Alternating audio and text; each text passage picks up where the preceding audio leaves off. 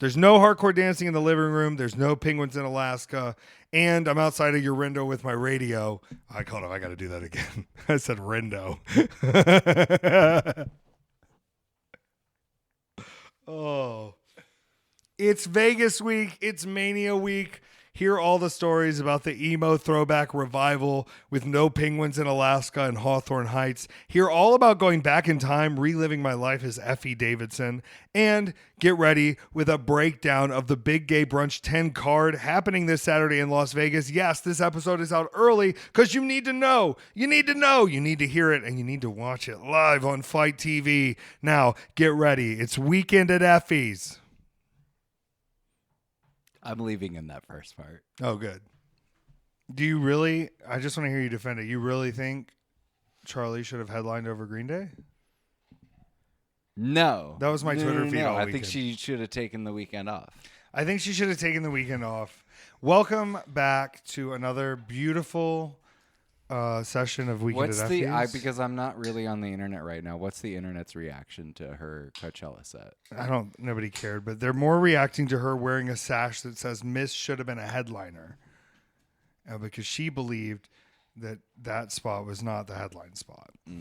Because she wasn't the last one to play. You know what I mean? Mm-hmm. I think both spots at the end of the night are headline spots. In my opinion, was one of the most apathetic Coachella sets I've seen in a long time. You think it was? It doesn't matter. Welcome back to Weekend at Effy's. This is a big week. Here's what I'm going to suggest, Peter. Since we're getting this done, let's drop this bitch early. Okay, yeah. Since we're dropping it early, we have some breaking news. Whoa, what? Melinda Gates is dating again. Oh my God. Okay, so number one, you think of Bill Gates. Number one thing, what do you think of? Microsoft, right? I think of Clippy, Microsoft Office, Microsoft Windows. Here's what I think. The Epstein list. That's why Melinda had to get out of there. And now we've got the exclusive here. She's dating DJ Pauly D. Is that what I read? Yeah. It's not true, actually. I don't know who she's dating. I do wish the best for Melinda. And I do want to say this, though. If you have more than, we'll say 12 digits. If you have more than 12 digits in an account, I think you should. What are the little pills that if you were like a spy that you would keep in your mouth? A spy? Oh, like cyanide? Cyanide. Yeah. Eat them. Welcome to the Breaking News podcast. This is the number one podcast with updates about Effy for this week that you're going to have. Okay? That show is going to do Thursday, Peter. Mm-hmm. Canceled. Okay? But then I'm still going to do the Progress show. Friday, you know what I'm doing? I'm fucking chilling and I'm watching Spring Break. How about that? That sounds lovely. I get to watch Joey Janela versus Sabu, no rope barbed wire. You may remember I did a no rope barbed wire match one time, and the person who convinced me was Sabu to do it with Jimmy Lloyd. It was a nightmare, and now I'm getting Sabu as fired up as I can. How crazy is that? That I'm going, Sabu, this is gonna be nuts, and he goes, we'll see. But he is claiming this will be a better match than his Born to be Wired match against Terry Funk. That was one of the first high-profile American no-rope barbed wire death matches. He said it will be bigger than that. Joey, if you think Joey's less than cleared, don't ever underestimate the bad boy. The bad boy is going to be bringing insano heat Friday night. Matt Tremont, you know Matt Tremont? Yeah, Fork. As Abdullah the Butcher called him, who is a black man. He called Matt Tremont, who is a white man, the Black Abdullah the Butcher. He said, son, you're the new Black Abdullah the Butcher, and commissioned him that. And we have a little key about that. That's it's a silly time. Facing Minoru Suzuki on Friday night at the Spring Break. I think Violence is Forever versus just Alec Price, I guess, unless he finds someone to jump in with him. Cole is out of action for a minute. Megan Bain taking on Bozilla. You know about Bozilla? Mm-hmm. She's been in Japan. She's from Florida. She's like a powerhouse. She's like if I could pick up a car and was a woman. Like imagine that. Put that together in your head. Fuego del Sol versus Atticus Cogar. Mask versus GCW Career. You really think Fuego del Sol could lose his mask? I don't think so. I think Atticus is out of here. I think the experiment is run short. I think bye-bye Birdie. One of my last losses before I went to win the championship at Hammerstein was against Atticus Cogar. I lost. Since then, not a lot of losing on Effy's plate. Check the fucking records. But before then, not enough. The Big Gay Brunch, which we'll talk about in full, will happen Saturday morning, 11 a.m., 9 a.m. if you want to come to the poolside brunch. And I can't promise, yes, I can. It's going to be hot. It's going to be a hot brunch. I'm putting that out there. And then that night, I'll be at the Clusterfuck. He thinks he just owns us. Peter, do you want me to say it? And everything. They both do. And then they pretend to fight so we think there's not a link in unity for these dogs. Yeah. They fucking know what they're doing every time. Yeah. They go crazy. What do? I let them go outside. I caught the two of them on the couch together with Bobby just fully laying his head on Lucy's back. Yeah, they're best friends forever. You caught them in the yard laying on each other. Mm-hmm. Yeah, that's this is a joke. I'm doing the clusterfuck that night, but I'm going to be honest with everybody. I'm going to go see the Grateful Dead at the Sphere, and then I'll get to the clusterfuck when I get there, and I'll then win the clusterfuck. I'm the GCW champion. How could I not? I can't. You can't enter the clusterfuck as the champion and lose, can you? I don't think that means I lose the championship by any means. Why wouldn't I just bring the championship in the ring with me? I don't know. To use. That would, wouldn't that make more sense? Yeah. Why don't I bring, a knife? Yeah. Allie did that one time. One day that story will be fully told. Allie, a guest of our podcast, cursed. That's 4. 4. We've had 4 guests. They've all been cursed. Yeah. Yeah, I don't I thought it was only 3, and I'm realizing it's 4. Wow. We got to stop inviting people on the podcast. After the clusterfuck, it's all over. I'm going to go to RuPaul's Drag Race live on Sunday. Who do we want to put a curse on? Oh my God. I'm tired of the responsibility of here's what I'm really into nowadays. You ready for this? I want everything for you to be accessible. I want everything to you to be achievable. And I still want you to fuck it up on your own without anybody having to step in. And knowing the curse, I think we just have no more guests because, if you fuck your own life up, it's one thing. If you can point to a long-standing curse type scenario and I caused it, then that's like playing golf on a handicap. You know what I mean? I'm taking strokes. So we don't want that. We don't want to feel the responsibility of it. We want to see you fucking fall on your face sometimes because y'all come up with some goofy ass shit. Let me tell you about Las Vegas this week. There's 181 events. Let me be clear to you, Peter. And let me be clear to everyone. And I've been saying this since last year, right? You don't need to be there if you don't need to be there. And this week, I wish them all the greatest success possible. I'm running the largest big gay brunch, and there's still 1,000 tickets you can get. It is a fully different world and economy. Nobody knows who half of these shows are. Y'all are going to be wrestling to each other, and that's fine, but at least cheer each other on. Don't risk your life. Y'all shouldn't have done this. A lot of this is nonsense. 80% of this is nonsense. And I'm not being a dick. I'm telling you, you did this to yourself, and I'm now expressing it before the event to go, hey, y'all, just going to Las Vegas doesn't mean you need to be on my show. I put together a very high caliber show. We're going to get into the show after questions. We're going to kind of go over the card. Y'all still brought your asses out there for what, girl? For what? Well, one day we'll have a full breakdown of my breakdown of why we can't have more big gay brunches, but that we will continue to have them. I keep reading my words and being re-inspired by them, which is...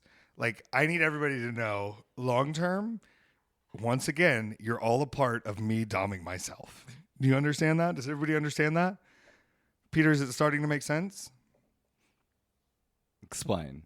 I hold myself to such a standard that is public record that I then have to meet those expectations even though I don't fucking want to. Huh.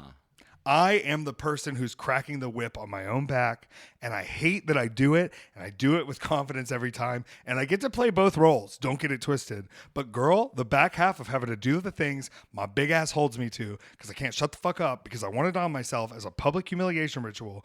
Welcome to Big Gay Brunch. This Saturday morning, you're going to see the greatest show of all time because I can't stop doming myself and being my own sub. This has not been easy to do. This has not been easy to set up. This is not going to be easy to get done. Once it's done, I will feel accomplished. I will feel a thrill of a lifetime. Selfishly, I will feel such a good adrenaline high rush of what I've done. You've been around me after a Big Gay Brunch, and that was one of the worst of all time financially for me, to be honest. And so you see that, like, I'm not saying it's a good or bad thing. It can sometimes manifest itself in ways that don't seem healthy that you are now a part of in watching me go. I acknowledge that I'm going through like adrenaline mania after accomplishing this horrible thing, but also I know how to deal with it now. We're 10 deep and it is a whole bundle of energy to deal with. And there's so many shows that I'm sorry are going to be ass. I'm sorry. Y'all fucked up. Y'all fucked around. This is stupid. And you know who's been on the ground flyering all of Las Vegas with flyers? My team. You know who's been booking the star attractions and pushing the narrative online and posting constantly? My team. I'm so excited. You know, we've done everything we can. We're going to get as many people to walk in as we can. I think we can still get 800 people in there. I think that's perfect. We're going to be ahead of schedule and above time for the people coming, for the people there. Every bit of this stress, every bit of this worry, every bit of this focus that takes from me, every time you come up to me and I'm a little stressed out, just know it's all to make it good for you. This is going to be incredible and magical. And I have surprises in store like people can't believe. I have to this will come out before Big Gay Brunch. I'm going to put him over a little bit. If Pero pulls off what I think Pero has pulled off, okay, I will put forgiveness on the whole feud. Okay, I'll even call him a daddy. I'll call Pero a daddy if he pulls off what I think Pero is going to be able to pull off. Let's go to questions, Peter, from our wonderful people at home. We have 2 weeks of questions, doubled up questions. We have 2 weeks of questions. Oh, we're deep. Yeah, last week was actually just a sermon. It was just me doing a sermon on the Mount. I hope you enjoyed it. I didn't even know if we were going to be able to have time to record this week. This is Tuesday before I'm going to Vegas. We found time. Peter, what do the people want to know from us? Top 3 cheeses. Holy fuck. Okay. Can I go from 3 to 1? Yeah. All right. 3, it's Parmesan. I'm sorry. If you gave me a block of Parmesan, it is so umami and so savory and so hard, and the texture as it breaks down is so fun. Or if you gave it to me and I could shred it and make little taco shells with it, whatever it is, it's what I think like the essence of a cheese, like how funky a cheese You can want get a at that taco level. shell carved out of Parmesan? I want a Parmesan shredded down and then turned into hard cooked cheese shell taco shells. Have you never had those? No. Yeah. So you know, like when they have the tacos where they have the cheese inside, it's just the cheese shell. Oof. And you just do it in the oven. It's easy. It shouldn't be that easy to make those little taco shells. And you do it, and they're like, if you bend them and put the stuff in there, the cheese starts to cool down. It gets hard again. So it's like a crunchy Parmesan. Number 2 cheese, cottage cheese. Okay. Now there's a lot of cheeses out there. I get it. All right. I love cheeses. I'm thinking mozzarella. You know, I'm thinking, what's the little version of mozzarella? String cheese. I'm thinking string cheese. Whatever. I guess that is mozzarella. But cottage cheese has gotten me through some dark times. It can be sweet or savory, and it grosses everybody else out. And so, like, when I was very poor, nobody else is going to touch your fucking cottage cheese. Number 1 cheese is the dirtiest, stinkiest, most disgusting. And there's a lot of cheeses that fall in this blue, stanky, molded ass cheese. And a lot of times what I used to eat as a lunch meal was a protein yogurt, blue cheese, and raw salmon. And that to me that's the flavors of the earth at their extreme. Do you understand? Mm-hmm. All right, what are your 3 favorite cheeses? So I'm gonna go 3 to 1 as well. I'm gonna say, I've really had cream cheese is a new cheese to me that I've started enjoying. So I'm gonna say cream cheese for number 3. Nufachel, they call it. You know that? No. Nufachel cheese is the original cheese name for cream cheese. And then I'm gonna say extra sharp cheddar Yes. for number 2. And is this a yellow cheddar or white cheddar? White cheddar. Oh yeah. You've had the Cracker Barrel one, right? Yeah. Cracker Barrel white cheddar rules. Yeah. Shout out Cracker Barrel. Yeah. I want to have like just the most bite to it possible. Yeah. Yeah, it's got a tang yang. And then I'm going to say goat cheese. Goat cheese. Top cheese. I think Top the thing cheese. about goat cheese is I need accessorizing on the goat cheese. Yeah, I like think a goat is cheese and its best. jalapeno. You know, like goat cheese with craisins and walnuts and a vinaigrette.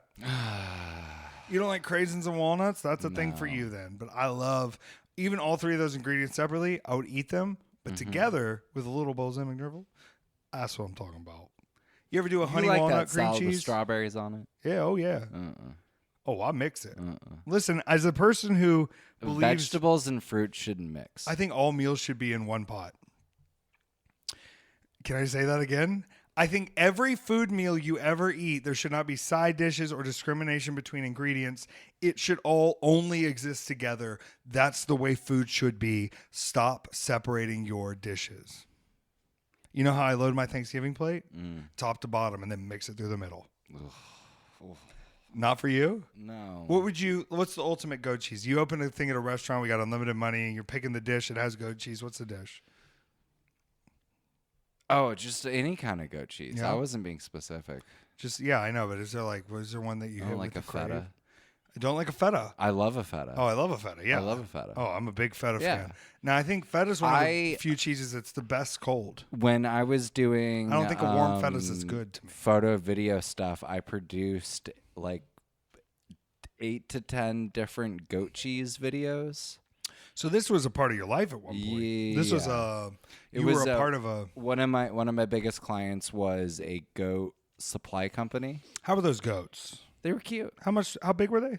Well, they sold goat pajamas, so we would have to get the little goats to wear the pajamas. Okay, good. Yeah. Yeah. As you should. As you should. I can't wait to own enough land to have a goat. It will only come after the nutrition wars, but in the next 50 to 80 years, I can expect to have my own goat farm. That's what we're all working towards, right? When you finally get what you want, you die. Isn't that what they say? Be 88, 388. How many bees are you going to have? I want so many bees. You're not really with the bee idea, are you? You really love these bees. I love them. And I love watching. I think I'm just secretly trying to get Bebop bit by a bee. So it teaches him a lesson. Is that a bad idea? I don't know. I'm not stopping him from any bee-related activities. How many anymore. bees has he eaten in total? That I've seen? 7. That I've seen. Those are the ones I've seen. How has he him not eat. gotten stung yet? This is the thing. These dogs are bred to get rid of pests. I don't think he's going to get stung. I think because it's a very specific way he does it. He pops up, he snaps once, and then he lets it drop completely, and he just leaves it. It's a one snap process. He There's knows something exactly what he's doing. Yes, it's like instinctually built into their breed. He knows exactly, and that's why I'm like, nah, dude, get the bees. But I'm not trying to just like provide him with bee food. I specifically want more bees in the world because bees are helping all the flowers pollinate, and we need more pollen. Now, how many bees did you eat just to crack the allergies? We're here with him. We have a bee interviewer. How many bees did you eat, Bobby? Now, we have started calling him Pastor Baby Billy Bobby Bebop, and he does seem to respond to that name more so than he did for Worm. Is that you, Pastor Baby Billy Bobby Bebop? Shout out Righteous Gemstones. This new season, somebody tried to tell me this new season was mid, and I went, this is the most incredible series of television as a conclusion I've ever seen in my life. John Goodman at one point has long hair and is living on a boat wearing a Kangol hat as the former preacher Eli Spoilers. Gemstone. It's not spoilers. Spoilers. This isn't spoilers. Spoilers. If you're spoiled? You tried to spoil a Ari Aster movie that hasn't even been released. I didn't yet spoil anything. on the mini. What would I have spoiled? What would I have spoiled? You were digging into deep analysis. I was digging into deep analysis of Ari Aster, not of the specific film, but saying that I'm excited to see where this facet of his work that exists within the context of his released works. You should just watch the show. What are we doing? You know, You couldn't back in the day. People say, "Oh, well, we got to have an episode released every week." You got to watch it every week. Every week, it's period piece TV, and there's been 2 full frontal Pastor Baby Billy scenes that I don't have anybody to talk about with. Okay. Okay, I'll watch it. Please, I need to talk about this BJ storyline with you. I'll watch it. I do have a fascist problem that I am dealing with at the moment. I understand as I've been fighting through ancient Greece. There's fascists at every level, and we have to get rid of them. Mm-hmm. And they're trying to run the world from an underground bunker, and it's not fucking cool to do. Do you understand? I understand. Do we have any more questions? Yeah, we have lots of questions. Whoa. Thank you, Julie, for the cheese question. Fire it the fuck up. Thank you, Julie. We love cheese. Okay. This one is a bit more specific to the week that you were going into. This is from Danny. How do you guys keep up logistically during busy collective/mania weekends? I salute you all. You have to throw time and place and existence like kind of just out the window completely. I have such an easier year this year than I have in at least the last, 3 or so years, I would say. 4 years probably. This is probably my lowest volume in 4 years, and it's like specifically awesome that I get to do it that way. I'm going into town, but it is still very like the progress shows at 11 p.m. It's Las Vegas. I'm getting in Wednesday. I'm going to go to a few shows Wednesday, say what's up, see some people, do some things. And, you don't really exist in the real world's time anymore. So everything's sort of just like you sleep when you sleep, you don't when you don't, and you do your best getting around to everything. And like, luckily, I think all of my appearances now are going to be in the Palms Casino. The only place you can see Effy in Vegas is in the Palms Casino. I think that's probably the easiest setup for me instead of having to run all over the place. And I'm actually not going to stay in the Palms the first 2 nights. I'm going to go nearby because I want to go to a specific buffet made famous by Penn and Teller show. I'm staying at the Rio buffet. If you want to pick a time, there were 2 moments where I thought the world was over for all of COVID. And it was when they shut down the NBA. I was like, oh no, that's like one of the largest economic decisions sports has ever made. And then second was when they shut down the buffet at the Rio, the all resorts, all suites, Rio, Las Vegas, which has Penn and Teller, Fool Us, the live show, and also just the greatest buffet in the world. Now, the Palms buffet is very, very nice, but it's not the Rio. I want the Rio buffet. I want the Rio deal. Do you get it? So logistically, this will be easy. I am going to try to get around to some other stuff. Here's a question. Okay. Penn or Teller? Well, I don't think they can exist without one another. It's like Siegfried and Roy said. If it was just Siegfried, it wouldn't be enough. And if it was just Roy, it would be too much. You need both of us together making the magic. Ugh. Yeah, actually, like Sarmodi. That's good for them because one talks and one doesn't. Yeah, see, it's exactly for them. But one like that you think knows more than the other is actually the one you think because he's talking he knows more, but turns out the whole time Teller knows way more. And he's actually the magician. It's a real Jay and Silent Bob situation. It is, and it works. It's great. We love that lineup. We love that setup. Sarmoti, you know about Sarmoti. Siegfried and Roy, Masters of the Illusion. That's the name of their tiger. Sarmoti.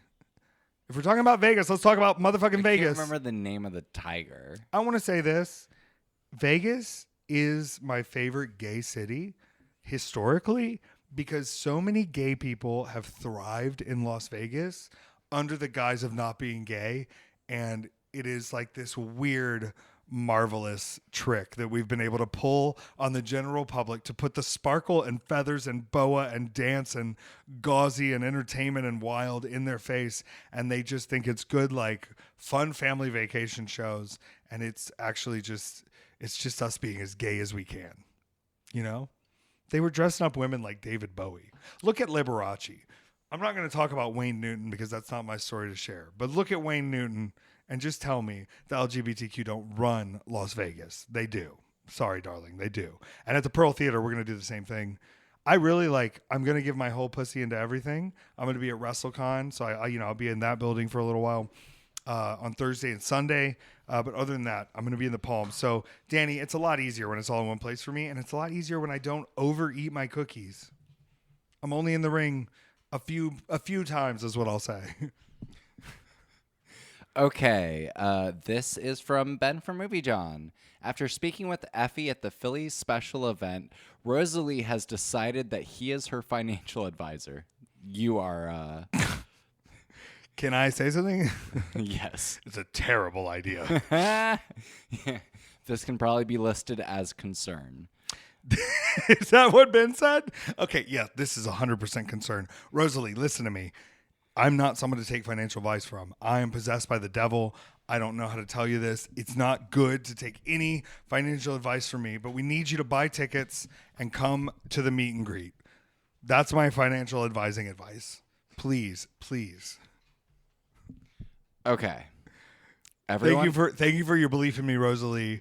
And Ben, thank you for caring enough about your friend to be concerned. Everyone is spreading misinformation. Just wait till Mr. Information finds out. Oh, that's a horny one. That's kind of like a hot little. Oh, well, wouldn't she be Mrs. Information? Or they're just not married. He just knows her by the name. joke doesn't work if it's Mrs. Information. I think it's. What if it's his father? What Yeah. if it's her father? Her father's Mr. Information. Like Mr. Business? Yeah. Mr. Business. Oh, what are you spreading my daughter for? I don't know. Maybe he shouldn't be concerned with what his daughter's doing. Maybe at a certain point you need to keep out of your daughter's business, Mr. Information. Thank you. Whoever sent that. That had me thinking. Okay, what's the worst date you've ever been on? Oh. Can we come back to this one? No, I'm just trying to decide. Between Yeah. Okay, I will say this. This is fucked up. I don't know. I may have told this story on here. I was dating this girl as I was getting out of high school and going to college. And then, like first semester, we kind of did the drift apart thing and we were not together anymore. And then she got tickets to Vampire Weekend. So I pretended to be into her so I could go on that date. And then after I saw Vampire Weekend, I stopped talking to her again. I think you told this story when you were asked what's the best date you've been on. Yeah, but this is me being bad. Yeah. I've never been on a date. Gays don't go on dates. I left Fantastic Four: Rise of the Silver Surfer to make out in my car. Yeah. But that's not a bad date. Yeah. That was just a bad movie at a good date. Yeah. Some of the bad dates I'm thinking for are bad hookups, and those aren't like. Yeah. Our listenership doesn't need to know I once sideswiped an undercover cop on a date, but I got away with it, so that I count that as a good date. What'd you have to do to that officer? Nothing. It was in the Tabernacle parking lot, and he let me go. But also there was like a beer in the car, and then we saw Girl Talk. Yeah, that's fun. Yeah, Girl Talk's fun. I don't know. I just I've been on a lot of bad dates, but I just it doesn't. I think you just kind of take them with stoicism, and also. In this economy, who's going on dates? Let's Netflix and chill. What are we doing? I'm ordering Domino's. That's as good as it gets. Welcome to the new economy. You want romance? Play a cyber game, kids. Get your virtual reality. Get a Minecraft and hold a hand. Whatever. I don't know. Okay, thank you for Julie for that one. All right, here is another one from Danny. Who are your wrestling movie besties when you were on the road? Oh my god! Of the wrestlers, who is down to go see a movie? Allie's down to go see a movie, but she hates all the movies I take her to see. Yeah. I've taken I took Nick Wayne and Jimmy Lloyd and Jordan Oliver to see Jackass. We've told that story on here, where I just was not proud of exposing that much penis to an underage person. I was like, hey man, close your fucking eyes. I don't need you going around saying, yeah, Taylor was showing us Jackass full of penises. It's just not good optics. I usually go to movies on my own on the road. Yeah. Usually I can't get other people, and usually other people don't have A-list. And truly, I don't give a shit if I'm alone anywhere. Yeah, if I don't as go we'll see a discuss movie in a moment. with you, I go see it by myself. Yeah. It's Which I love seeing movies. By or like myself. I'll present a movie to AJ to go see, and he's like, "I'm not seeing that movie." Yeah. So I can't wait around to experience cinema with people who are going to see it. Does and I he want to can't see the expect people- Minecraft movie? No, he doesn't. No one will see the Minecraft movie with me. Oh, what is this? We got one of the big gay brunch participants. We're going to talk about doing stuff alone in a minute. Before we talk about old wrestling, what is happening? Hold up. And then there's a question for me. Do I have a particular favorite sage bundle? For example, blended with frankincense. I try to be careful about where I get sage from. If I get the idea that it's just kind of a run-of-the-mill whatever, like I won't get sage from there. And then, like, I won't get sage from Savananda either because it feels like it's not for me. Like, I feel like I need to go to the white person. Let me magic ask you store. this. Let me ask you this. What's the karmic vibes on stealing sage? Probably pretty bad. All right. Yeah. So I definitely won't show you this sage I got for you. I'm kidding. Now, I'm glad you didn't say white sage because that is racist. It's fucking racist, Peter. White sage? Sage is great. I think I do more. I have pretty good rituals for like banishing energy out, and that's a little bit more of what I like rely on these days. Palo Santo or Santo Palo, however it is that you say it. Yeah. Lovely, wonderful, but that's more for like bringing good stuff in. What if I'm just trying to cook a goose and I want a nice sage butter to go on it? Is that something that's also going to help with cleansing?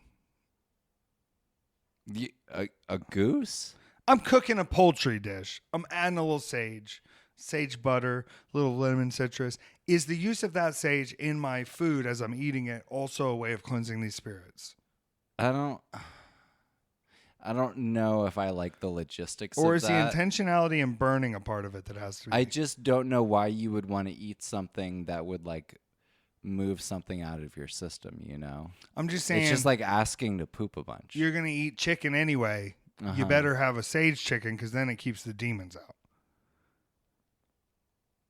I don't know. Like a whole bushel of sage up in the cavity. No. Maybe even smoke it a little bit too. And then as you eat the meat, the cancer leaves your body because that's one of the demons. RFK told me this. I'm like, why would he lie? You think this is made up? You burn the sage in the cavity of the chicken and you eat it raw so the smoked meat gets rid of the sickness. Having just listened to the last podcast, Montauk first episode, this is only really reminding me of argon energy and all of that Peter, nonsense. argon energy is something that we're harnessing in a new form. It's called argoon energy. And we're argooning our way to feeling like Buddha at the top of the sphere with all of this electric energy. Hey, they don't call it a lightning rod for nothing. Let me tell you about when me and the boys get together, I want to create an electricity paradox. Argoon. Okay? That's what we do. Argoon energy from the argon energy. It's built from your loins. Right? Mm-hmm. You don't agree? Mm. I'm saying burn the sage up the cavity, eat the smoked meat to cleanse yourself. Of the goose. And if anybody has any results of this, let me know. Let me know how it felt. Okay. Do we have any more questions? Yeah, we do. This is from Cherry Legend. Was great seeing your ancestor on Friday. Are either of you looking forward to the Switch 2 if it's not like $1,000 now, or any of the new games for it? Not yet. I want to see how we can economically bully people going forward into like companies. Like I want to economically bully every company to see what we can get them to change, because I already don't like it. Yeah. Price wise, games wise, when they charging $90 for a game, get out of my face. And Nintendo don't lower them prices. Y'all seen with the Switch. If a game comes out at $60, it's a Nintendo game, not a third party. Yeah. That baby is staying at the price. And it looks silly. And maybe it's not. Maybe it's great. But it's making me kind of want to just get a Steam Deck. You been thinking about it? Mm. You know about the Steam Deck? Mm-hmm. Better battery, bigger screen, More games. more games. Cheaper games. Oregon Energy. Sales. Really cheap games sometimes on that Deals. Steam platform. Deals. Deals. And cross-generational platform titles, because the PC is one console that's existed for all of time. I'm not a PC supremacist. Listen, I love a PS5. I love my Switch. I love my GameCube. I love my N64. I love my Game Boy Advance SP Diamond Edition. But it's all the games, you know what I mean? And I just got to be on the internet to download new games. Kind of sounding bitter, but then I'm also like, I'm not going to lug it around with me. So when am I going to play it? And I only play Switch on the TV right now. So when am I going to play it? So then it's like, it all becomes obsolete. When the nutrient wars come, I'm not going to accept your trades of a Nintendo Switch 2 for oatmeal and gasoline. Like part of the thing that they're using to sell it is like, ooh, we got Cyberpunk and it's, it runs really well, blah, blah, blah. It's like, well, I have Cyberpunk already. And it runs really well. It's all the updates. Like, I don't need it to... And like I am very impressed with this Indiana Jones port over. Like, pretty much everybody's saying is that it runs better than it did on Xbox. It looks better than it did on Xbox. They're not giving you an option of like a performance or like... They're just making it it's go just good. They're just making it go good. I want to see you kill more Nazis. Yeah, I'm not scared. Okay, this is our last question. What is the difference between bird flu and swine flu? Beaks?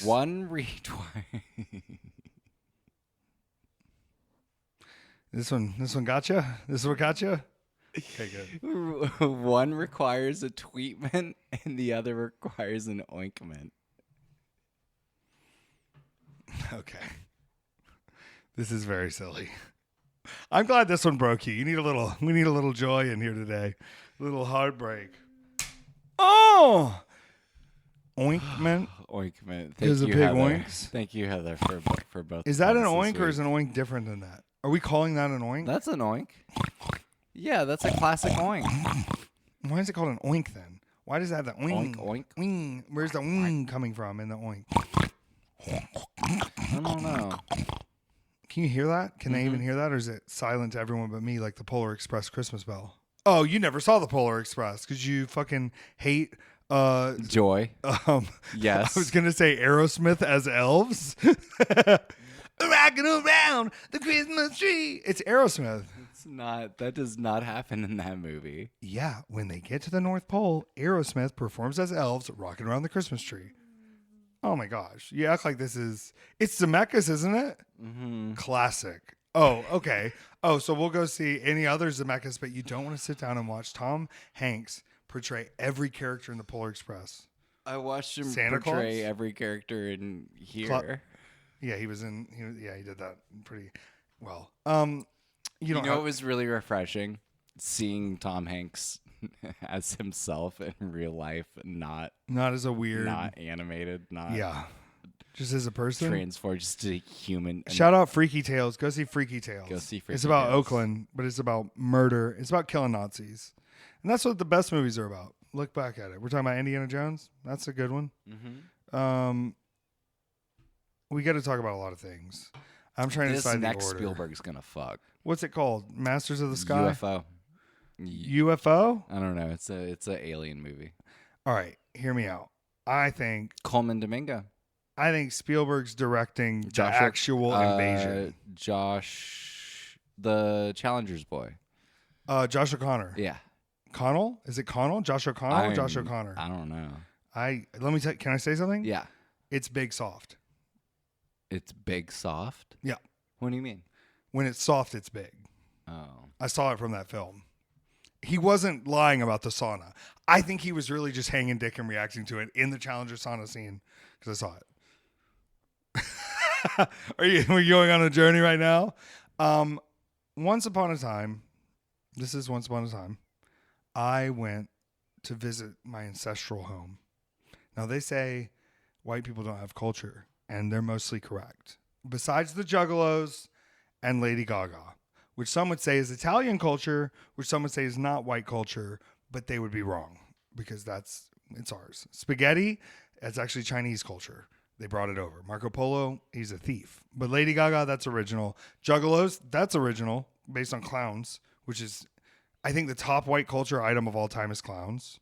You know what I heard? What? Marco Polo never even been in a pool. What? But he was in the biggest pool of all. God's pool, ocean.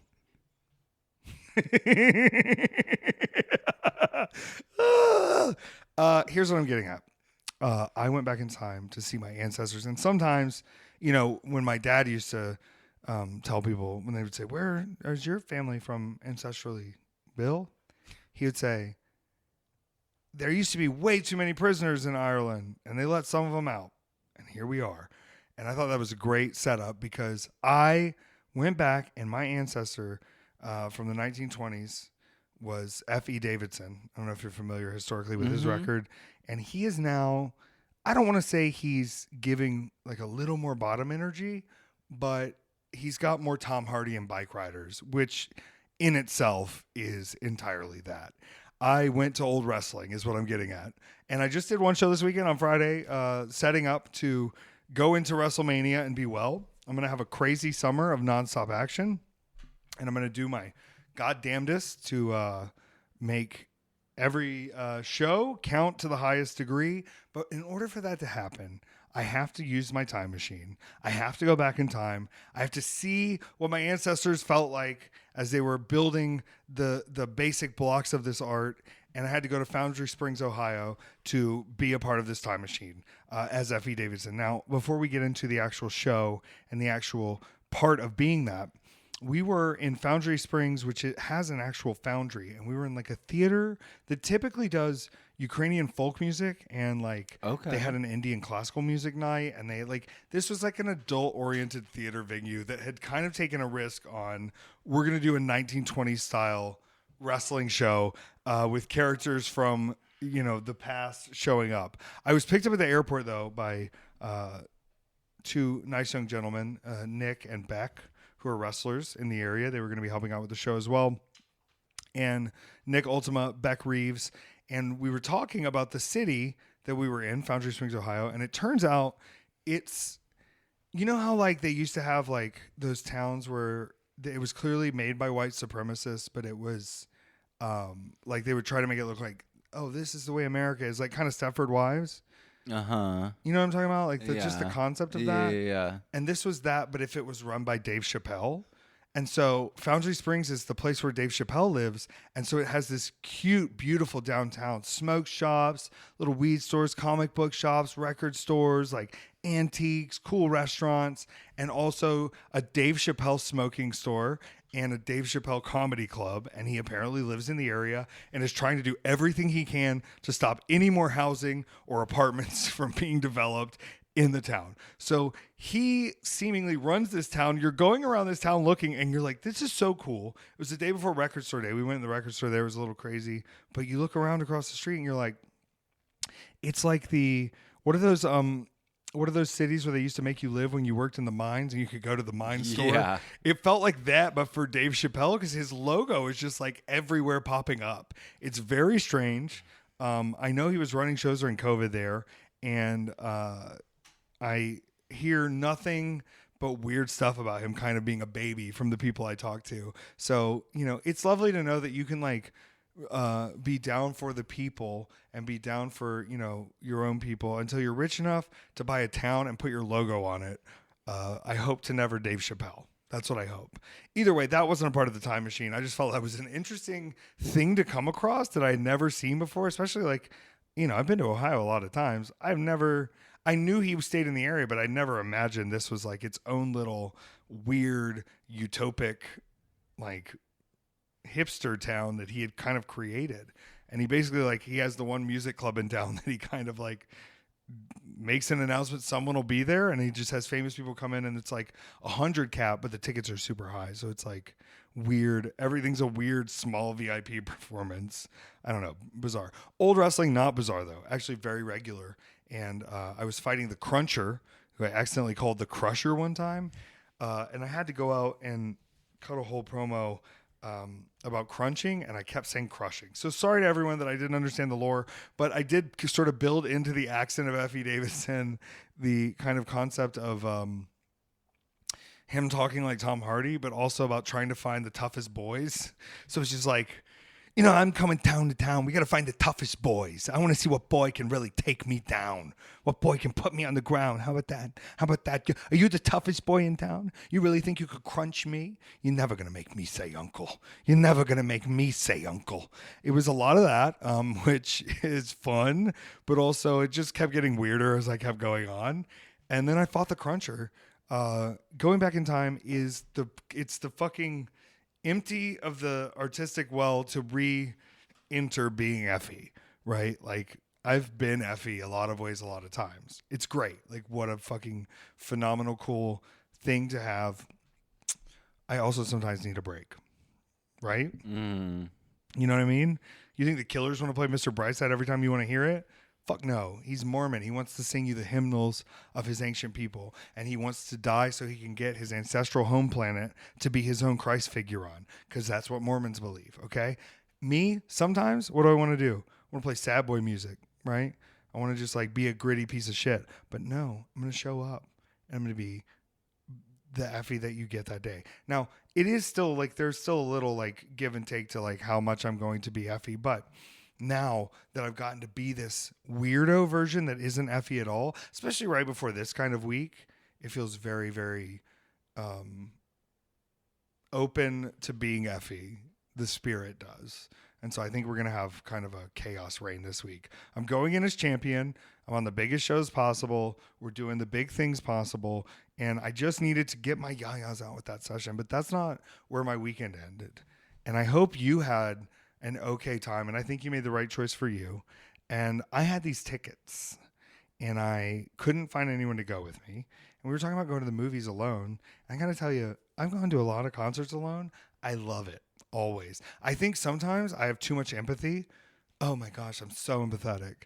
But like, also, if someone else is not having fun somewhere, I'm not having as much fun. Like, I'm very like I can't just be like, all right, well, fuck you. I'm very aware of the experience we're both having. And so like, I would much rather you be like, I'm just not feeling up for it. And I go sick. And then AJ's like, no, that's exactly why I bailed. 100%. Because I have the exact same thing where it was like there was someone that was having a bad time at the last McGee show. And like, I honestly didn't enjoy it as much because they weren't having as good of a time.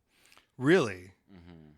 Well, I went on my own because no one else could come.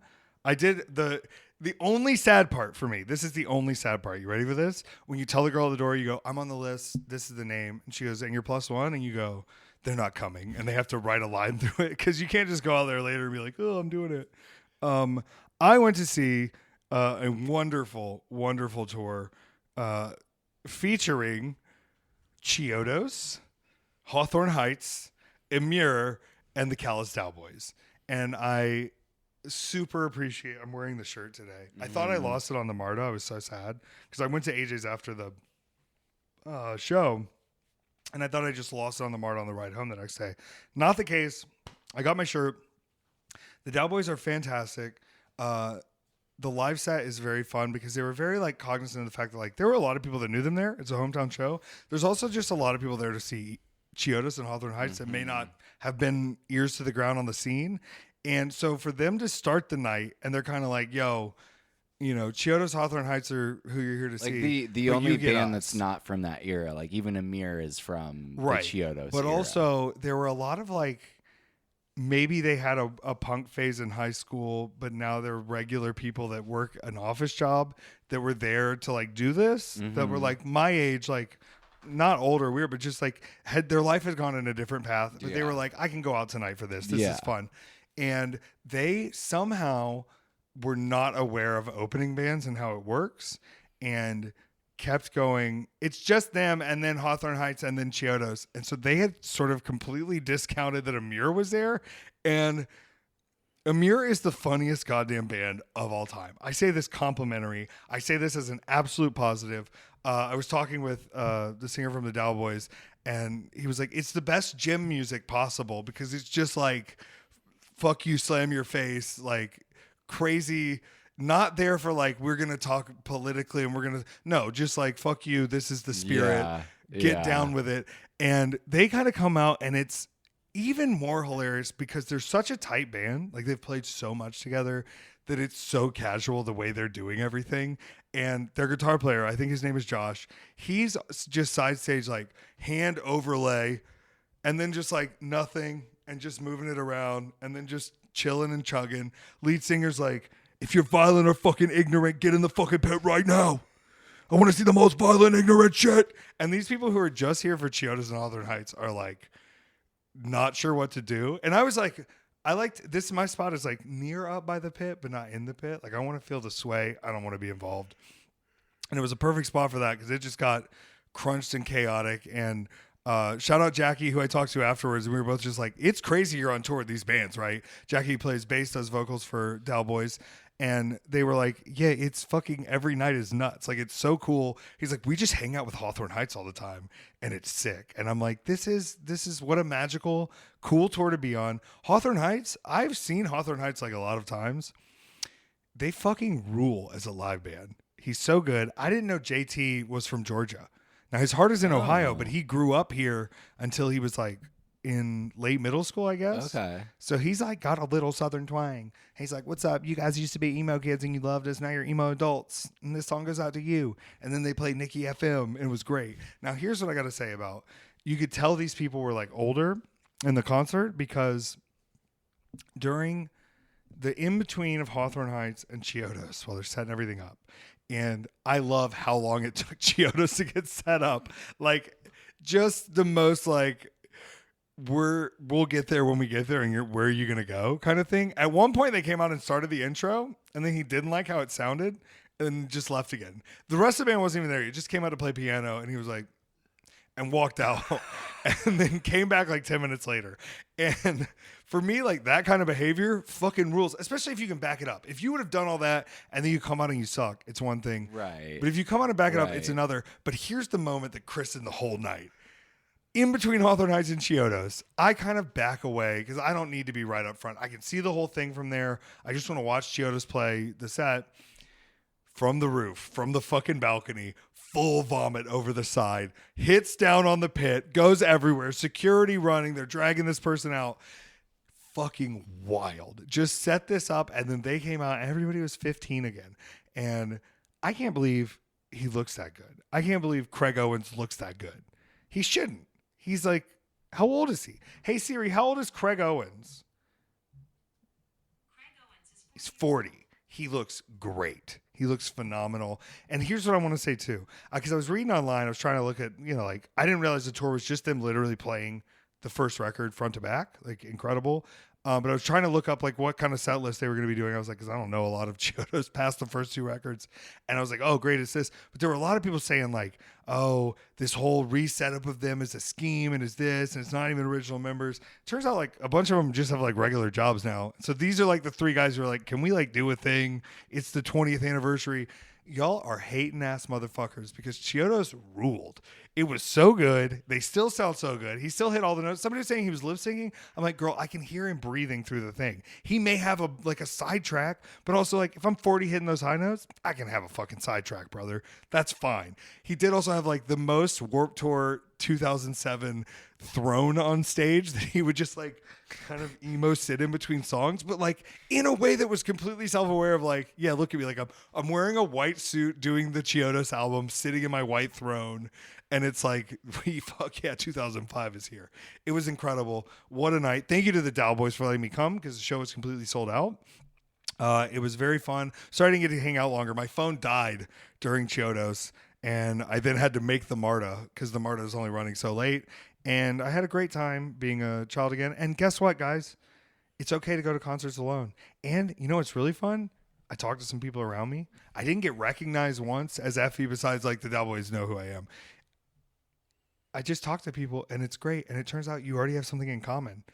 You already both like Hawthorne Heights and are kind of weird about it, but you're both here seeing Hawthorne Heights. And they're like, isn't it weird seeing Hawthorne Heights? And they're like, yeah. And then they played Nikki FM. I'm outside of your window with my radio. And I know. We were all crying. We were all eating each other's tears, rubbing it in our mouth, feeling the salt. It was fucking magic, Peter. All right? And you know what? If it wouldn't have been magic for you, I wouldn't have wanted you to go at all. Because if you weren't in the mood for, I was in the mood for magic. I went back in time. I saw Dave Chappelle's Factory Town, and now here I am landing. Came home. I said, you know what? I'm gonna just get ready and do this. And I walked my ass to the masquerade in my black pants that I wore the day before as Effy Davidson, and I was at the emo show being emo. All right, and you know what they call that? Code switching. Just to cap it all together. Yeah, no, it felt like the biggest code switch of all time, going from like, I'll tell you something, I'm a gay bi code, to like, yeah, I don't know, like the new stuff is fine, but like I'm always about the classic records. Like I was both of those boys in 24 hours, and like I love it. And who knows what boy I'll be this week? I don't know. It really depends on the weather. It really depends on how I feel. All right, here we're gonna play a game real quick. Okay. And it's called maybe or no. It's not called yes or no. It's called maybe or no. And I'm gonna present ideas for this week, and you're gonna give me maybe or no on if I should attend them. Okay. Okay. All right. Backyard wrestling show at someone's house. No. I'm gonna do it. Cosmo Queen of Melrose performing in a wrestling themed musical Thursday night. Maybe. Maybe, right? Isn't that crazy? Mm-hmm. Steve Aoki, Nick Carp has so many extra tickets. No. No? You Why wouldn't would go you to the free that? Steve Aoki show? Why would you go to that? Is it bad? Yeah. Is there cake? Don't support that Nepo baby. Okay, let me say this about him as a Nepo baby. Okay. Benihana fucking rules. Yeah. So, like, why? Like, So I used to buy weed from a guy that worked at Benihana, and I got really upset with him because he decided he wanted to sell coke, and so he stopped selling weed, and so I have no use for that at that point. yeah, guys who sell coke are very, very different than guys who sell weed. Mm-hmm. And I don't want guys who sell coke in my house or like around people I know or anything, or just around me, I guess, is the whole. Yeah, it's not good. Okay, next one. Grateful Dead with John Mayer at the Sphere. That is a yes. Okay. RuPaul's Drag Race Live No. at the Flamingo. Maybe, No? Maybe. I think it's gonna be great. Maybe. I don't think you're that type of gay. I don't. You know what I mean? Like, I get it. I understand it. I am. Okay. This is last but not least. What's that weird place full of mysteries? Wolf. What is it? Wolfenschmerz? Wolfendoofers? Would it? And it's like a weird place. It's like a museum. Oh, Mouse Wolf? Wolf? No, what is it? Wolfhouse? Wolfman? It's the Wolfenschmerz. George R. Martin, Doofenshmirtz. right? No. No? It's like the weird place. Like weird. It's like Area 51. Omega Zone. Omega Mart. Wolf Pups. Dog Wolf. Dog. Hey Siri, who runs Omega Mart? Omega Mart is Meow Wolf. this is from What did I say? Wolf Bark? Wolf Ruff? Yeah, Meow. That's Meow Wolf is George R. R. Martin. I'm not kidding. What? Yeah, He made Lord of the Rings or Game of something. Thrones. Yeah, same thing. Whatever. Yeah. Who gives and a fuck? he also, that was one of his side projects, was funneling a bunch of money into Meow Wolf. What? Yeah, I am not wrong about This is sicko information, I am Peter. not wrong about this. This is why he won't finish the fucking books. He's having too much fun making up reality holes. Holes in reality. Okay.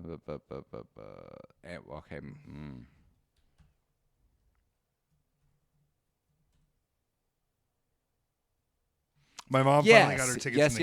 Yes. What? Yes, 2.7 million. This is crazy. Yes. That's what a Yeah. life. Yeah. Okay, cool. Yeah. All right. Yeah, well, you should. That's more than a maybe, I think. Okay. I guess I'm that kind of gay. I don't know. Right, you can be any kind of gay you want to be. You can be all of them. You can be all of them. Have you ever seen the it's at the container park near Fremont. They have the giant fire mantis. Oh. It's like a mantis that shoots fire. Ooh. I think it's a mantis. It might be Godzilla. Let me see. Oh yeah, it's a giant mantis that shoots fire out of it at the container park. That sounds awesome. Look at this thing. Oh, hell yeah. Hell yeah. Yeah. I might just go. I think they're having a wrestling show that day, Friday, Okay. out there. Go And see the Fire Mantis. Yeah, go see the Fire Mantis at the container park and watch some wrestling. Yeah. I think there's some sick matches out there. Vegas is going to be great. We're going to do a quick go over the Big Gay Brunch card, if that's cool with you, as we prepare. Now, we're going to do our best to record next week, but I don't know my turnaround on leaving again to go invade Juggalo Championship Wrestling. One of the managers has brought me in under his wing, under a clientele contract that allows me to be there because right now we are feuding Game Changer and Juggalo Championship Wrestling. So I'm going to sneak in next week. I don't know when I have to leave yet because I haven't been given any travel information, but I will see my good friend Violent J this weekend and we'll discuss all of that with immediacy to see if we have an episode. But right now, what's important in the world is hashtag FEBGBX. Okay. Now, you may be asking yourself, why did you guys switch your hashtags to like just the letters FEBGBX? Here's why. You know what they censor on Twitter in hashtags? The word gay. When we did Effy Gay LA, when we did Effy Gay Dallas, they trended like despite themselves. And now it's even worse. So yes, we're not admitting any defeat, but in order to get the traction on some of these social media sites that are blocking LGBTQ content, we have to get through it another way. So FEBGBX, EFFYBGBX, please, all weekend, if you're watching live, if you're seeing footage, if you're seeing anything, slap that tag on it, slap that tag everywhere. If you're wearing an outfit, if you're making brunch, if you're having mimosas, if you're lining up at the bar, whatever you're doing, hashtag FEBGBX. Brett one time was like, don't announce that live on the thing. And I said, we have to let people know what's going on. And then he was like, but people in the building don't need to know. I go, they absolutely need to know. They're the ones on the ground. There's hundreds of people right here that are going to be tweeting about the same thing. Yeah. We got to let people know what to say and where to find everybody else's info, where you can see the other angles, where you can see the stuff. And as I tell all of the people in the pre-show meeting and have forever, if you only retweet your own things, you fail. Not just because I need you to promote the whole event, but because having cohesion in your social media across different usernames, across different people, that's how information is going to spread. That's how the algorithm is going to pick things up. When you're sharing things that are not just you, that also involve the whole event, it's going to get it over. It's going to help. We have to trend nationally. We should trend worldwide. But I'll hold my tongue nationally. But I think we're going to have a lot of people watching live on Fight. And luckily for the East Coast, you got 1 p.m. start time. Yeah, California, you got to wake up at 10 a.m. to watch the show. I get it. But East Coast, you get to sleep in a little. You get to actually have it at when gay brunch would be. Gay brunch is getting later and later in Atlanta. Like, girl, they left gay brunch at 5:30 the other day. That's not brunch. That's not brunch. Day drinking. Yeah. A brunch is a 10 to 11 to a noon. I'll give you a noon start on brunch. Latest. But you should be finishing up brunch at 2. Yeah. It should be over and out by 2. Yeah. And then you should be asleep watching a Bill Pullman movie by 4. Okay? And then a light sprinkle starts the week so the pollen doesn't get... I'm just planning. I'm planning what my heaven looks like, girl. So just sit with it. It's big gay brunch season, bitch. All right? Let me tell you something. I've been real catty about big gay brunch. I've been real, I don't want to do it. But I will say, all of that aside, the card we've put together is phenomenal. The show is going to be sick. I'm not just saying that because I'm on it. I'm clearly not saying that because I'm on it. I can't believe some of the matches we've gotten. I'm not going to spoil surprises. I am going to run down the whole card right now, which I have. And if you hear anything you're familiar with or have any questions, Petár, you are the Greek chorus today of the people's voice, letting us know what's going on and what you're thinking and what's happening. We're going to start with a match that is not even announced yet. And I think this is final for who's in it. We're doing a 5-on-5 Survivor Series tag team match, and it's going to be the All-Stars versus the Rookies. Now, I'm breaking the rule a little bit with my All-Stars because one of these All-Stars has never been on a big gay brunch, but one of these All-Stars also has never told me they were bisexual. So I'm figuring things out, and they have been on JCW shows. And so I think this is phenomenal. Should I not even reveal yet? Should I save the pop for that? Maybe. I think I should. But I will say Keita Murray, who's going to be there. And I just want to say, like, shout out Keita Murray and shout out Keita Murray's alter ego identity because Manders couldn't believe you can fit that in a person. Yeah, crazy. Love that for you. You're incredible. And I hope that fans from both of your cultural forms of media will attend. I love that you're a wrestler. I love that you're an adult content creator as well. And I think it's going to be magic. Angelo Carter returning, who's at the previous Big Gay Brunch in Chicago. They will be there. I'm trying to see the rest of this match. I really should have had this open before I just started rambling and embracing on this. We're doing our best. Oh, I sent it to that girl. Oh, no. It's Big Gay Brunch and he can't remember. Okay, good. Now we're here. Marco Mayor, serving a brand new look. I think serving a new Beyonce look will be on this team. Adriel Noctis, I believe, returning, the young gay vampire. Just the sweetest. He looks like he's always going to kill you, but he's not. He's like a very sweet boy, but he is going to kill you because he's a little gay vampire. Well, bi vampire, whatever that may be. The rookies, this is all people who've never been in their life on a Big Gay Brunch. So this is like all new faces. Papayase, who has been flying the fuck out of the town, who is a voodoo wild child creature of the night, sexy fembot. I don't know. Papayase will be leading the team. Ravenous Randy Myers, who I had a wonderful match with in Portland and is a staple of kind of the Defy and Northwest scene, Vancouver scene, will be there live in person. Stephen Crow, Rhinestone Cowboy. I just fought Stephen Crow for the GCW Championship at Love Wrestling in Edmonton, and we have had tag team matches along with his tag team partner, Taryn from Accounting. Hunter Gallagher, who I was just on a show with in Vegas, who is in the most insane shape I've ever seen a person be. Like, I'll show, like, it's just like body T is ridiculous, but also charisma T is ridiculous too. Going to be incredible. And then Zay Perez, he's in a tag team that I think Defy is going to have on their show, Prestige, I believe, as well. But Zay on his own, I'm bringing Zay in to do some attitude adjustments on these children. Not the John Cena move, but a real attitude adjustment. Then we have a scramble match. Jamie Senegal returning to Big Gay Brunch. Vipress returning to Big Gay Brunch. Sandra Moon returning to Big Gay Brunch. David All returning to Big Gay Brunch. Anton Voorhees returning to Big Gay Brunch. Brooke Havoc debuting Big Gay Brunch. Brooke Havoc's been big this year. Emo Style's big this year. But this match is crazy. And I just also want to say, like, last year I had this one match on the Philly Brunch where it was like clear I don't have a racial preference in my men. Like, I think all races are hot was what I subconsciously accidentally booked out of this match. And this, I think, is the most bisexual match I've ever booked because, like, everyone in this match is hot and it's just all sorts of people. So, like, I'm going to continue booking hot matches for hot people, but I'm also going to continue booking the scariest match to me. Like, I think you have to face your fears, right? Like, what's the scariest match? Brick Savage, Max the Impaler, Pero, and Zico. If you're not familiar with Zico yet, Zico is formerly Karam, and Karam has changed their name to Zico, and the energy has been completely shifted overwhelmingly. They're going to have a Hoss battle. I've been promised a surprise in this match from Pero. I'm not sure what that means yet, but it may pay off wildly. We're going to see where this goes. And may the best Hoss win.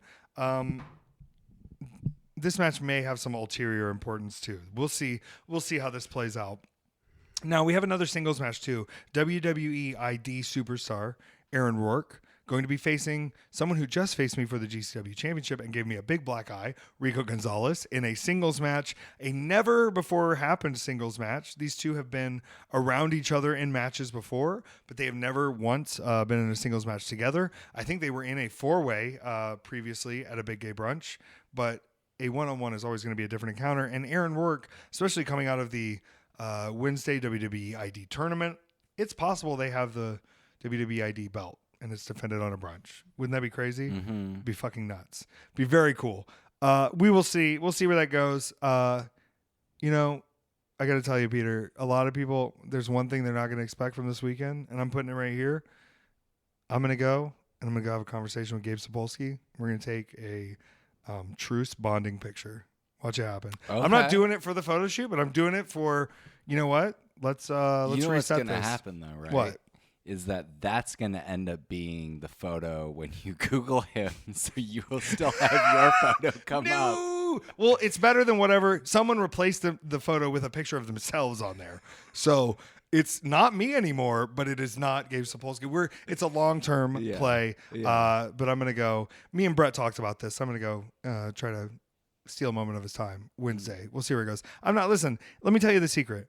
What I figured out, Peter. Push your positivity. No one in wrestling is over enough for us to be fighting. We're all idiots if we're fighting. We can't do it. We have to express our concerns to each other in ways that can be addressed privately and not be as combative publicly is what they tell me to say. Okay? So we're going to do it. I'm doing my best. Big Gay Brunch continues on. WWE ID Championship could be defended at Big Gay Brunch in Rico Gonzalez versus Aaron Rourke. I don't know. We're going to see. We're going to see where this goes. Next match. Now, they're saying it's a rematch. I never saw the first one. Abaddon from AEW faces former AEW star Sunny Kiss. She's back with a whole new look. Let you figure that out on your own. Abaddon in a whole new league of violence. They've got like, I don't know. They've been home a little more and they've been getting out into the indies a little more. And I don't know the future of what, the contract holds for Abaddon. I don't think they know the future, but we've been given permission to have them. I'm hoping we're not going to have a similar issue where on the day of the show you choose to fire someone from competing on my show. But I can't change the past. We can only, guess what happens. And I'm telling you, these two are two of the most talented wrestlers and entertainers when it comes to being a very unique person or a very unique particular style. Abaddon beat the shit out of me, one of the losses leading to my championship. And Sunny Kiss, we've had a few interactions before. I'm really proud. If you want to go back and watch our singles match from Enjoy Wrestling, I thought that was phenomenal. That was right before I faced Jeff Jarrett, and I noticed all my hair was already starting to fall out, the blonde. And I talked to my haircut lady yesterday, and she was like, yeah, no wonder you were like getting attacked and it was blonde. She's like, it's the thinnest possible version of your hair. Of course, it's all going to rip out. And I was like, yeah, I wasn't as bald as I thought as soon as I got a haircut and it wasn't fucking burnt out of my scalp anymore. I'm excited for that, but I'm very excited for this, which is a ridiculous match. Zack Sabre Jr., former G1 Climax winner, which a lot of people don't know this, it stands for the Gay One Climax. And that's why I'm stating that in the next 2 years, I will enter the Gay One Climax and win it, whether they want me there or not. What are they going to do? Kick me out? Probably. But a real former winner of Battle of Los Angeles, of G1 Climax, of the IWGP Championship, is coming to Big Gay Brunch to face the returning Kid Bandit, who has been on her fucking punk rock kick. And I think she's ready to tear people's heads off. Zack Sabre Jr., we got the flight changed, but if one of those kicks hits him in the side of the head, they may not let his concussed ass get on the plane, because Kid Bandit is coming with some new fury. I just saw her new finisher. I've seen her kicks, and it looks like someone who's completely comfortable, confident, and not afraid to lose anything. When you get started in wrestling, there's very much the idea of like, I don't want anybody to, think negatively of me, or I don't want anybody to think bad of me. And now I think she's sort of thrown caution to the wind and been like, I'm just going to be myself and see what works, instead of putting on any sort of face for anybody in this. And if you don't like it, cool. And if you do like it, great. And that's the energy I really need from this brunch, because this is a punk rock brunch. Especially now more than ever, it has to be a punk rock brunch, because they're trying to take your rights. They're trying to send people away. We have to fight back, and we have to scare them. We have to carry weapons. We have to protect ourselves and defend ourselves, and we have to entertain ourselves. Their entertainment is never going to be for us. It's not for us to take in. We are a side thought to them. We are Will and Grace in a bad primetime position. We're only going to get the scraps of what they decide to give to us unless we make it on our own. So that's why I'm inviting all these people to make wild queer wrestling matches a part of your weekend. Now, obviously, I hope I'm not skipping anything. Let's see. I'm only doing 7 matches this year. I don't want any more matches. It's too many matches. Pollo Del Mar will be there doing some hosting duties. Amy Rose will be there doing some hosting duties. And our triple commentary team of Val Capone, Veda Scott, and, of course, the lovely Allie Catch is going to be on the table all night. I think the last match is probably me and Sheik. And this is my 17th defense in 90 days. I have not been more nervous for a title match. I think I'm going to do the thing where, like, if we were at the concert together, I'd be worried about if you were having a good time, where I'm a little too focused on, like, if Sheik's having a good time at my show that I'm running when Sheik runs all these shows, that I'm worried I won't focus in enough to just kill her, because I don't want to kill her. I want to be her friend. I want to hang out with her. And it does seem like there's some tension right now that I certainly agree with. I spoke to PW Ponderings and Scott Mitchell about me and Allie, and it was just sort of like, I get that if you weren't me, you would hate me. And I don't think she hates me at all. I think she just has my number. I think she is not only is she probably a little tired of the Effy Dog and Pony show, when the Chic show is almost more impressive every time. Just as far as like, oh, you run a show once a year, I run a show every 2 weeks. Oh, you've wrestled for 11 years, I've wrestled for 22. Oh, you know, it's like everything you pull, Chic has been there and done that and tasted it. And I think, you know, I'm in a position now where Chic is a person who's very close to me, who I have felt comfortable complaining to, or felt comfortable saying, I don't want to be this person for people, or I don't want to be the person that has to run shows. I don't want to be the person that has to be the leader of the community. I don't want to be the person who has to be the role model.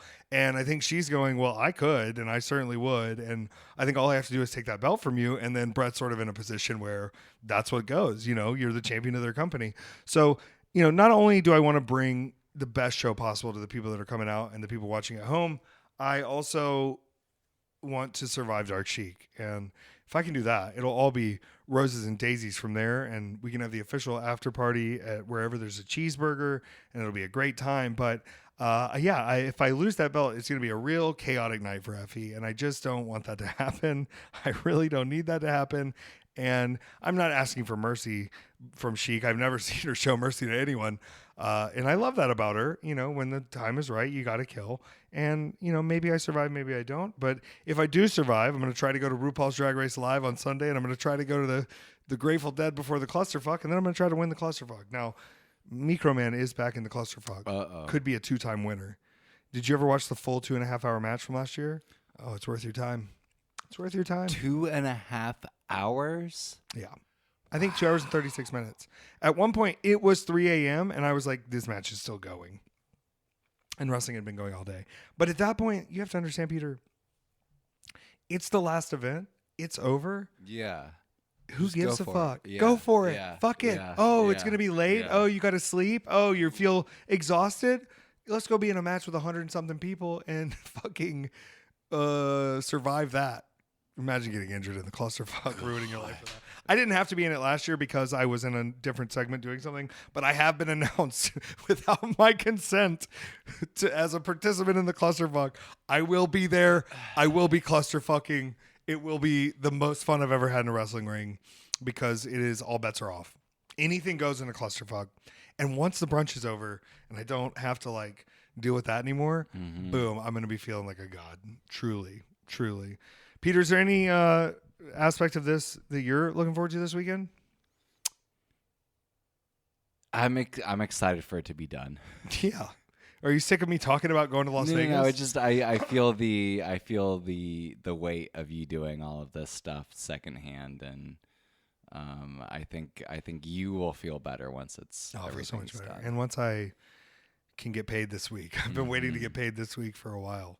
There's a lot that goes into this. Yeah. A lot. Yeah, And, yeah. you know, I'm happy to have GCW as a partner because Brett and, you know, Matt Baruso working behind the scenes, Jonathan Ash working with GCW, and God, why am I forgetting what their fucking production company is called? GoPro Production. They're all putting in the work too, and it's like all of this stuff that I still have to do would be so much harder if I didn't have them covering some of Yeah. it. But even with them covering some of it, it's exhausting. And I'll be happy once it's there. But also when I get to this point of the week, and especially like once I'm in Vegas and settled, like once I'm checked into the hotel room, Yeah. I won't give a fuck Yeah. anymore. It's handled as it can be handled. Yeah. And if things come up, they come up. But like at that point, let them go. I remember last week where like we had 3 cancellations that week, and I was like, "Oh, I prepared and stressed out this whole time on this, and like it doesn't matter because things are going to happen anyway." And it's like knowing that, being comfortable. This is our 10th one with GCW. I think I'm in a position to win, and I'm going to have a good time regardless. All my bases are covered, and we will be selling Wrestling is Gay poppers at the merch table and at all WrestleCon events. Go fuck yourself, RFK. You can't take poppers from us. I don't agree with them, but I think they're fun. It's like alcohol. I would never take it myself, but I think you should have the right to buy as much of it as you want. If you've never done poppers, take it easy, but these Wrestling is Gay poppers, they're going to sing you to the moon. You want to get a little high on I did that match with Charles Crowley in the UK, and we used poppers, and the poppers spilled, and the whole building was high on poppers together. It was phenomenal. Honestly, what a rush. There used to be a tag team, they would say, "What a rush, Legion of Doom." And every time I hear that, all I can think of is them just, "What a rush. Oh, yeah. Whatever. Come to Vegas. I'm going to the pool with Allie. I don't give a shit. I'm trying to see my friends' dicks. I'm trying to win all my wrestling matches. I'm trying to, see Vegas the right way. Listen, it's 2025. The rules are new. Everything's different. Respect people. Respect people's space. Respect people's boundaries. Don't try to get in people's faces. Ask permission. And also fucking have the time of your life. All right? That's all I got to say. And I will say, there's this restaurant there called Carl's Jr. I think it's like a local place. Great cheeseburgers. Oh, they're telling me that's a Hardee's? They're telling me it's a Hardee's with a different name. It's not local. Sorry, guys. I don't know where to eat. Does Emerald Lagasse still have restaurants? I had a banana cream pie one time from the Emerald Lagasse restaurant in Las Vegas, but this was 2007. So it's been a minute since I've been to the Emerald restaurant when I had my first fake ID. So what did I? 1, 2, 3. I think I turned 21 4 times, one time for real. If that makes sense to you. Vegas back then, they didn't have the scan technology. They just if it looked good enough, nobody was asking. I did look babyface though. Looking back, you go like nobody thought you were of age. Oh well. Anything else you got to add, Peter? No. All right, I'm gonna add this. Damn, that song with Bon Iver and McGee together. Oh my God. So good. And immediately you know it's McGee production. Oh, and immediately. You gotta tell Bebop this. I love him. I love you, Bebop. Love you, Bebop. Love you too, Lucy. But my firstborn son, he gets stressed out when I'm not home long enough, and he thinks poorly of me. But it's like I'm not going out to get cigarettes and not coming home. I'm trying to build you a better life, son. I'm trying to build you up. Better life.